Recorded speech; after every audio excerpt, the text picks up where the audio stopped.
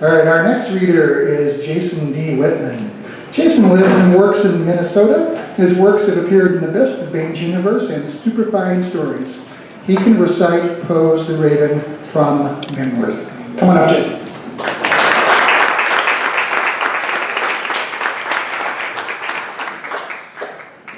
Just this here. Okay, this story is called The She-Dragon Fly, which I recently learned will be the cover story in the next issue of Stupefying Stories. So,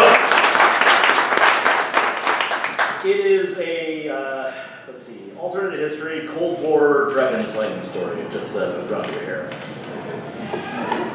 They came to him on a morning in November, to his apartment in London, in one of those innumerable bread box structures that had sprung up after the communists took over. They knocked on his door just as his record player began exhaling the Hallelujah chorus from Handel's Messiah. He sighed. They had gotten past the building entrance without being buzzed in. That meant they were government. Yet if their intent was merely to inform him that they were cutting his pension again, they simply would have informed him via post. What could this be about?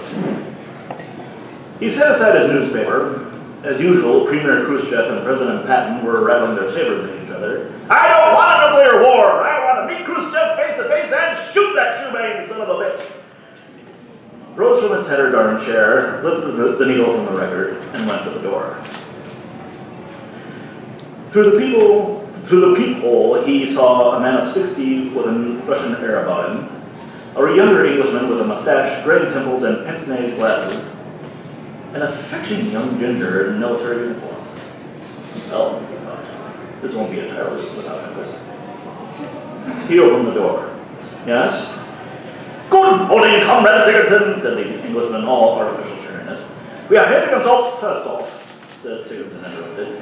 I spent 16 years in the armed services of His Majesty King George VI, during which I performed certain deeds for which I was awarded a knighthood. I am therefore to be addressed as Sir George Sigurdsson. The Englishman bristled. The people of the Socialist Republic of Britain pay a considerable pension, not as considerable as it used to be, said Sigurdsson. Now that the door was open, he saw an umbrella in the Englishman's hand. Good Lord, was he trying to look like Neville Chamberlain? That's all right, Pembroke, said the Russian in a soft rumble, waving a smoldering cigar. Let him have his title and his pride. They cost the people of Britain nothing. Nevertheless, Sir George, we have a problem. There's a UXD needs exposing of. Sigmund stared. A UXD? Are you joking? He doubted there were many people who knew what that was anymore. He had thought he would never hear the term again. The Russian chuckled, unsurprised. Show him the photographs, said Abe. The woman in uniform had a folder under one arm. Opening this, she took out an 8x10 photograph and offered it to Sigurdsson. He looked, and his heart skipped a beat. Long, sinuous neck, vast, membranous wings, a regal berry. UXD, unexecuted dragon. Damn them, he thought. They caught my interest.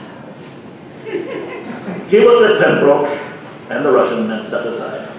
Won't you come in? The apartment was small and decorated, as Sigurdsson put it to himself, in an early library. Each wall was crammed with bookshelves, all crammed with books.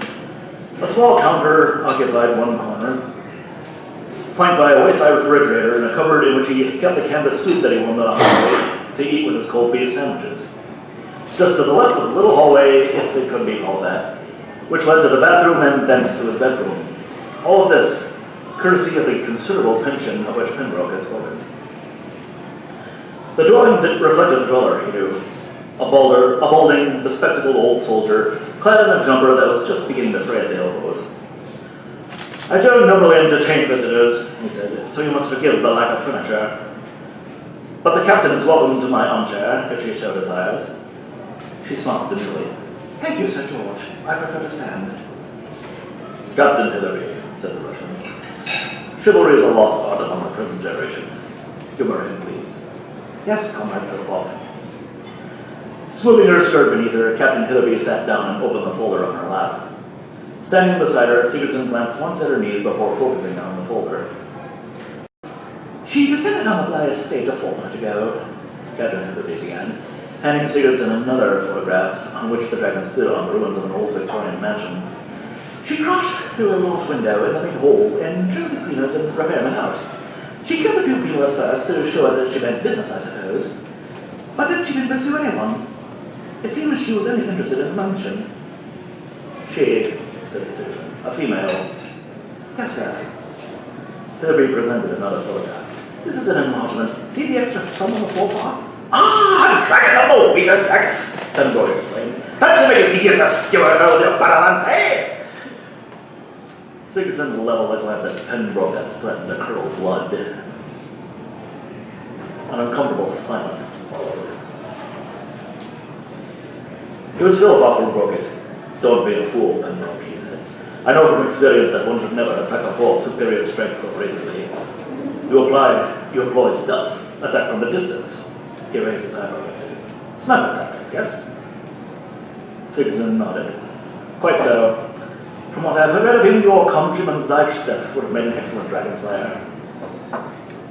And I think I'll stop there.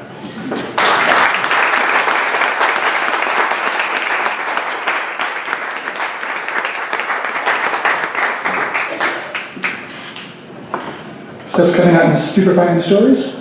Yep, Stupefying Stories, and it's going to be the color story. Excellent. So we'll get to find out what happened with that one.